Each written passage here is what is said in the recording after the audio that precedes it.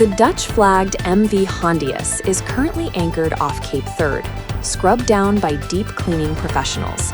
It's now operating as a floating biohazard zone.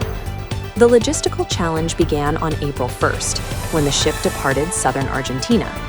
By the time the outbreak was detected, passengers from 20 different countries had already disembarked and flown home, carrying a pathogen out into the world.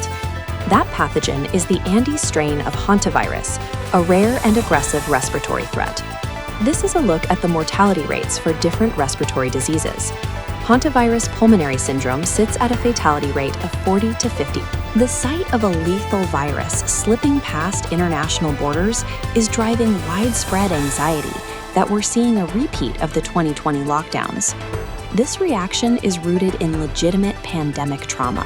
However, the specific biological profile of this pathogen suggests that a global shutdown is highly unlikely.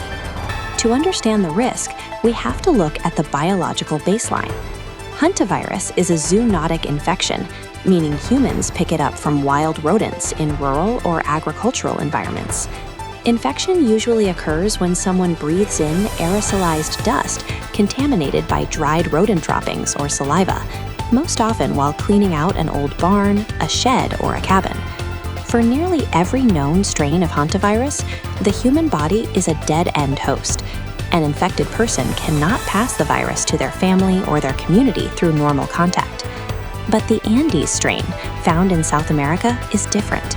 It carries a specific evolutionary trait. The Andes virus is the only type of hantavirus known to jump directly from person to person. This rare capability is the mechanism that allowed the pathogen to spread among tourists on a clean luxury cruise ship, without the need for a rodent infestation on board. This scatterplot compares lethality on the vertical axis against transmissibility on the horizontal. COVID-19 sits on the far right, highly contagious. The Andes virus lands in a different sector. While at the top for lethality, it sits at the extreme low end for transmissibility. Transmission of the Andes strain requires close, prolonged, and intimate contact with an actively symptomatic person. It does not spread easily through incidental contact. Because the virus lacks airborne stealth, traditional public health containment strategies are highly effective. Health agencies are responding by isolating passengers for 45 days, running contact tracing on everyone who disembarked, and utilizing dedicated repatriation flights. Since the virus relies on sustained proximity rather than invisible spread, authorities can build a wall around the outbreak long before it reaches the general population. A high mortality rate is not the sole predictor of a global outbreak. The MV Hondius outbreak is a tragedy for the victims and a complex logistical challenge for authorities, but the pathogen lacks the biological tools to paralyze the globe.